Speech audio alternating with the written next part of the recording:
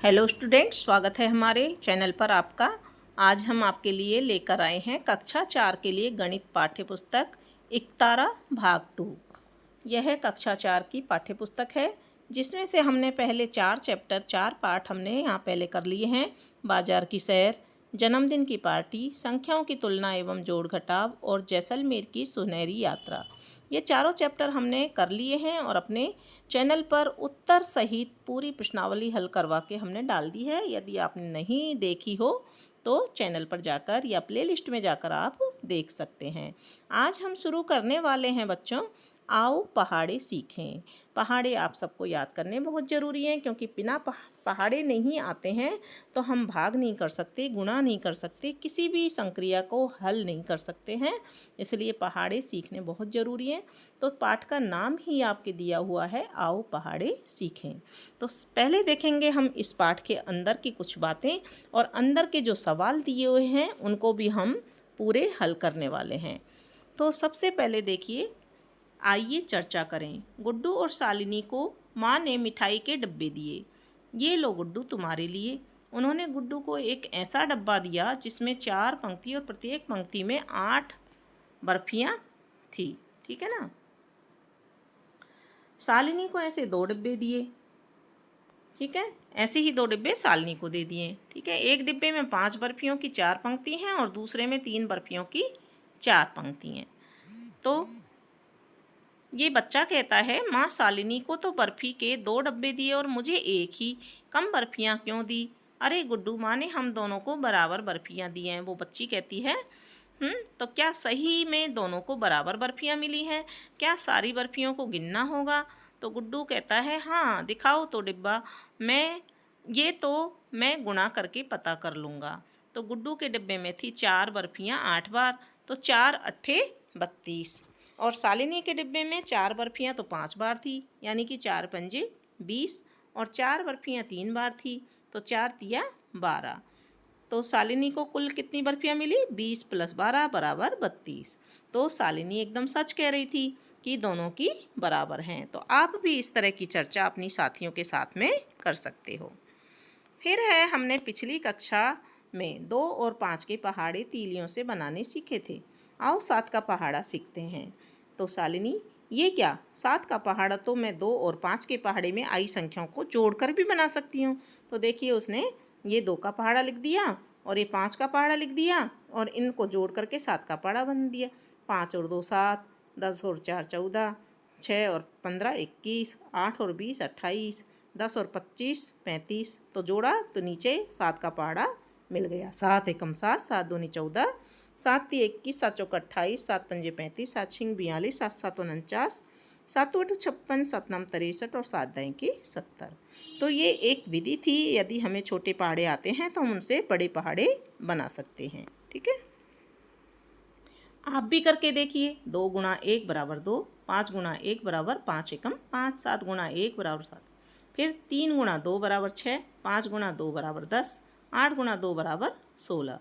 तो यहाँ खाली जगह जो दी हुई थी हमने देखो यहाँ भर दिए हैं, और जो ये भरी हुई हैं पहले से, ये आपके में किताब में भी भरी हुई हैं। यहाँ नहीं भरी हुई थी, 10 चौक 40 भर देंगे। फिर यहाँ 9 पंजे 45 भर देंगे। उसके बाद यहाँ 7 दूनी 14 भर देंगे। कैसे बनेगा 12 का पहाड़ा? गुड्डू, मुझे 2 का पहाड़ा आता है। शालिनी, मुझे 10 का पहाड़ा आता है। ठीक है ना। तो 2 के और 10 को जोड़ने पर 12 आते हैं, इसलिए 2 का पहाड़ा और 10 के पहाड़े को आपस में जोड़ेंगे तो कितने का पहाड़ा बन जाएगा बच्चों? 12 का पहाड़ा बन जाएगा। जैसे यहाँ देखो, ये 2 दूनी 4, 2 तिया 6, ये 2 का पहाड़ा लिख दिया, ये 10 का पहाड़ा लिख दिया। अब इनको जोड़ेंगे, 2 और 10 12, 4 20 24, 6 30 36, 8 और 40 48। तो इस तरह से जोड़ करके हमने यहाँ तक पहाड़ा लिख दिया है। अब 15 का पहाड़ा बनाना है। तो 15 के पहाड़े में हमें कौन कौन से पहाड़े छोटे याद होने चाहिए? 5 का पहाड़ा और 10 का पहाड़ा। यहाँ हमने 5 का पहाड़ा लिखा है। देखिए, 5 एकम 5, 5 दूनी 10, 5 तिया 15, यहाँ तक तो लिखा हुआ था। आगे 5 चौक 20, 5 5 25, 5 छिंग 30, 5 सत्ते 35, 5 अट्ठे 40, 5 नमे 45 और 5 दहें के 50। और 10 का पहाड़ा भी यहाँ आधा लिखा हुआ था। 10 एकम 10, 10 दूनी 20, 10 तिया 30, 10 चौक 40, 10 पंजे 50, 10 छिंग 60, 10 सात 70, 10 आठ 80, 10 नौ 90, 10 दहें के 100। अब 15 का पहाड़ा बनाने के लिए इन संख्याओं को हम जोड़ करके यहाँ लिखते जाएंगे, ठीक है। जो लाइन की जो संख्या है इनको जोड़ते जाएंगे और 15 का पहाड़ा हमें मिल जाएगा। तो 15 का पहाड़ा एक बार मेरे साथ बोल के देखिए। 15 एकम 15, 15 दूनी 30, 15 ती 45, 15 चौके 60, 15 पाँच 75, 15 छिक्की 90, 15 सत्ते 105, 15 अट्ठे 120, 15 नम्मे 135 और 15 दाएँ के 150। तो बच्चों इसको बार बार बोलिए, बार बार सुनिए और बोलिए, आपको पहाड़ा याद हो जाएगा। फिर कुछ खास पैटर्न। तो यहाँ पर एक पैटर्न दिया हुआ है जिसमें 1 से 10 तक की संख्या इधर कॉलम में लिखी हुई है। पहले कॉलम में यहाँ पर क्रॉस लगा हुआ है, ठीक है। और फिर नीचे की साइड में भी 1 से 10 तक लिखी हुई है। ऐसे ही 10 संख्या फिर अगले कॉलम में 1 से स्टार्ट की है। फिर 2 का पहाड़ा चालू किया, यहाँ इधर भी 2 का पहाड़ा चालू कर दिया। फिर यहाँ 3 का पहाड़ा, इधर भी 3 का पहाड़ा, 4 का पहाड़ा, इधर भी 4 का पहाड़ा। फिर ये 5 का पहाड़ा, तो यहाँ भी 5 का पहाड़ा है। ये 6 का पहाड़ा है, तो यहाँ भी 6 का पहाड़ा है। इस तरह से इसको एक सारणी के रूप में दे दिया है। तो यहाँ पर अगर 4 का पहाड़ा हम 8 बार बोलेंगे तो यहाँ पर आ जाइए। तो ये 4 अट्ठे कितना हो जाएगा, ये जो मिल रहा है ये 32, ठीक है। अब मान लो कि हमको 8 का पहाड़ा 8 बार बोलना है, तो 8 का पहाड़ा 8 बार कहाँ तक आएंगे, यहाँ तक। ये 8 है, ऊपर से भी आइए, अब दोनों यहाँ मिल रहे हैं, तो ये 8 अट्ठे 64। तो इस तरह की सारणी बनाकर हम रख सकते हैं जिससे हमको पहाड़ों का पता चल जाता है। फिर है सारणी देखकर भरिए। 3 सत्ते 21 यहाँ पहले से लिखा हुआ है। फिर 3 नम्मे 27 भी लिखा हुआ है। जो नहीं लिखा हुआ है वो हमको भरना है। 7 तिया 21, 9 तिया 27, 8 दूनी 16, 8 दूनी 16, यहाँ 2 अट्ठे 16 और यहाँ 8 दूनी 16। फिर यहाँ 5 अट्ठे 40, तो यहाँ 8 पंजे 40 नीचे। फिर ऊपर 7 नम 63 और नीचे 9 7 63, ये हमको भरना था। फिर 8 7 56, फिर 3 नम 27, फिर 9 का पहाड़ा 6 बार, 9 छिंग 54, फिर 9 का पहाड़ा 3 बार, 9 तिया 27, फिर 5 का पहाड़ा 8 बार, 5 अट्ठे 40 और 2 पंजे 10, ठीक है। फिर यहाँ प्रयास कीजिए। 5 गुणा 1 बराबर 5, 5 गुणा 10 बराबर 50, 5 गुणा 100 बराबर 500 और 5 गुणा 1000 बराबर 5000। तो बच्चों ये कैसे, 5 का जब 1 से गुणा करते हैं तो 5 आता है, लेकिन जब 1 के आगे एक जीरो लगा देते हैं तो 5 का गुणा करते हैं तो 50, यानी कि जो संख्या होती है उसके आगे एक जीरो लग गई। अब 100 लिख दिया है, 100 में 2 जीरो हैं, तो 5 गुणा 100 करेंगे तो 500 आ जाएगा। फिर 5 गुणा 1000 करेंगे तो 1000 में 3 जीरो हैं, तो 5000 आ जाएगा। इस तरह से हम जितनी संख्या जीरो की बढ़ाती जाते हैं उतनी ही संख्या जीरो में गुणनफल में बढ़ती जाती है। फिर है 3 गुणा 1 बराबर 3, सारणी में लिखा हुआ है और यहाँ पर नहीं लिखा हुआ है, तो इसको हम भरेंगे। 6 गुणा 40 बराबर 240, 5 गुणा 80 बराबर 400 और 7 गुणा 90 बराबर 630, ठीक है। तो सालनी कहती है ये तो आसान है, मुझे पता है कि 5 गुणा 3 बराबर 15 और 5 गुणा 30 बराबर पता करना है।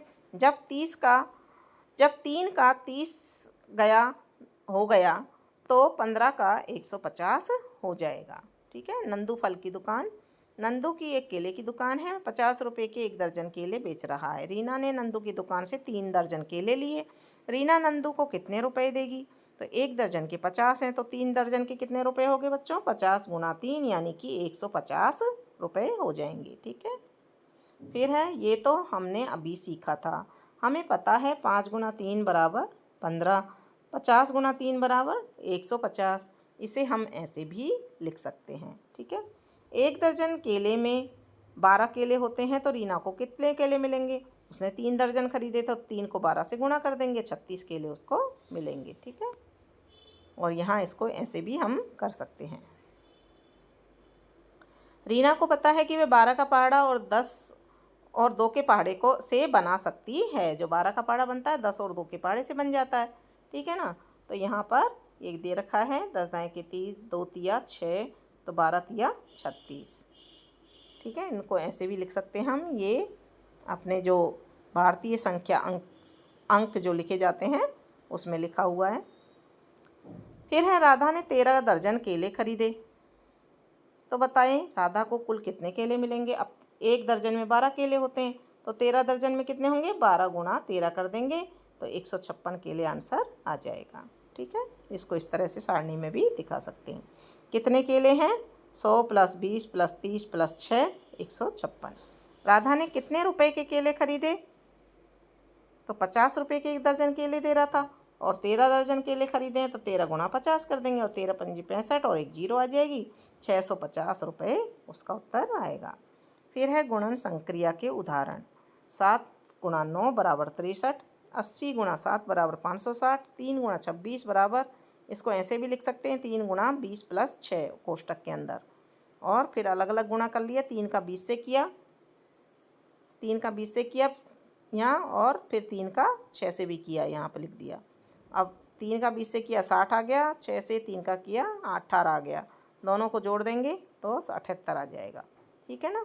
और यहाँ 7 × 63 को ऐसे भी कर सकते हैं हम, इसको जो ऊपर होता है जिससे गुणा किया जाता है उसको गुण्य कहते हैं, जिसका पाड़ा बोला जाता है उसको गुणक कहते हैं, और गुणनफल जो नीचे प्राप्त होता है। ठीक है, इसी तरह से इसको दर्शाया है कि इस तरह से कर सकते हैं इसको। फिर देखते हैं आगे, तालिका में पहाड़े को बढ़ाइए। यहाँ पहाड़े दे रखे हैं तालिका में, हमको इनको पूरे करना है।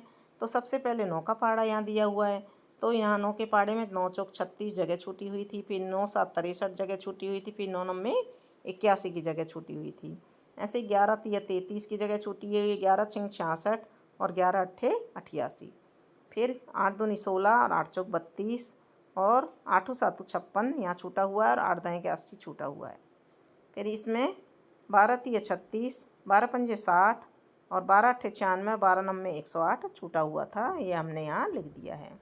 फिर 13 के पहाड़े में 13 एकम 13, 13 दूनी 26 नहीं लिखा था तो हमने लिख दिया, 13 चौक 52, 13 78, 13 7 91, 13 8 104 और 13 10 के 130। फिर 15 के पहाड़े में 15 3 45, 15 5 75, 15 7 105 और 15 9 135, 15 10 के 150 आ जाएगा। ठीक है, क्या ऐसे भी हल कर सकते हैं, 3 × 50 बराबर 3 × 5 × 10, यानी कि 50 को हमने डिवाइड कर लिया है 5 और 10 में। 50 को कैसे प्राप्त करते हैं, 5 और 10 का गुणा करके। तो इसी तरह से 4 × 40 को, तो 4 × 4 × 10, तो 4 चौक 16 और 16 × 10 = 160। फिर 6 × 90 बराबर हो जाएगा 6 × 9 × 10 और 6 9 54 यहाँ लिख दिया। फिर 9 10 के 90, 6 9 54 × 10 आ जाएगा और 540 इसका उत्तर आ जाएगा। फिर 5 × 70 को लिखा है 5 × 7 × 10, 5 7 35 यहाँ लिख दिया, फिर 10 का 10 गुणा यहाँ लिख दिया और 35 10 के 350। ठीक है, किसी संख्या को 1 2 3 से गुणा करने पर जो गुणनफल प्राप्त होते हैं वह उस संख्या के गुणज कहते हैं। उन्हें क्या कहते हैं, उस संख्या के गुणज कहते हैं। जैसे 7 के गुणज हैं 7 एकम 7, 7 दूनी 14, 7 3 21, 7 चौक 28, 7 पंजे 35। ठीक है, आइए प्रयास करें। 4 × 31 बराबर क्या आएगा, तो गुणा करके हमको यहाँ सही संख्या लिखनी है 124। 8 × 52 416, 7 × 93 651, 2 × 64 128, 5 × 45 225, 6 × 28 168। फिर है उदाहरण देकर छूटी हुई संख्याओं को लिखिए। तो यहाँ पर उदाहरण दिया हुआ है, इसी के अनुसार हमको भी भरना है। तो यहाँ मैंने 135 × 2 लिख दिया है, यहाँ 90 × 3 लिख दिया है ना, 9 3 27, 270 आ जाएगा। फिर यहाँ 54 × 5 लिख दिया है और यहाँ 27 × 10 लिख दिया है। 120 को 2 से गुणा करते हैं तो 320 आता है, 80 को 4 से गुणा करते हैं तो 320 आता है, और 64 को 5 से गुणा करते हैं तो 320 आता है, और 32 को 10 से गुणा करते हैं तो 320 आता है। ठीक है, अब देखते हैं अभ्यास कार्य। हल कीजिए। 7 × 20, तो हमने इसको कैसे लिखा है, देखिए 7 गुणा, ये यहाँ उदाहरण दिया हुआ था, 7 × 2 × 10, 7 दूनी 14 और 10 के 10, तो 14 × 10 बराबर हो गया 140। ऐसे 6 × 50, तो 6 × 5 × 10, 6 पंजे 30 और 10, तो 300 आ जाएगा। फिर 9 × 60 को लिखा है 9 × 6 × 10 बराबर 54 × 10, बराबर 540। फिर 8 गुणा 90, 8 गुणा 9 गुणा 10, तो 72 गुणा 10 और 720 आ जाएगा। फिर 5 गुणा 90, 5 गुणा 9 गुणा 10, 5 9 45 आ गया, 10 यहाँ लिख दिया और दोनों को गुणा किया तो 450 आंसर आ जाएगा। खंड क का खंड ख से मिलान कीजिए। तो यहाँ देखिए 26 को 0 से गुणा किया है तो 0 आएगा, तो 0 से मिलान कर देंगे। किसी भी संख्या को 0 से गुणा करते हैं बच्चों तो 0 ही आता है। 18 गुणा 1 करेंगे तो वही संख्या प्राप्त होगी, यानी कि 18।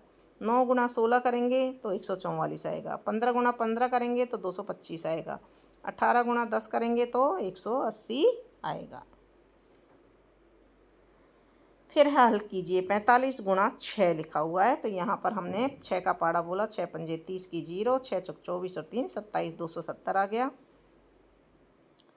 फिर 71 गुणा 8, तो 8 का पाड़ा, 8 एकम 8 और 8 सतु 56। फिर यहाँ 4 से 35 का गुणा करना है, 4 पंजे 20 की 0 हासिल की 2, फिर 4 तिया 12 और 2 14। फिर यहाँ 50 को 7 से गुणा करना है, 7 का 0 से गुणा किया तो 0, 7 पंजे 35 का 35 और 350 उत्तर आ जाएगा। फिर दे रखा है किताब का मूल्य इस सारणी में दे रखा है 30 रुपये, ताले का 40 रुपये, जग का 75 रुपये, बाल्टी का 80 और गुड़िया का ये जो टेडी बियर है इसका 60 रुपये।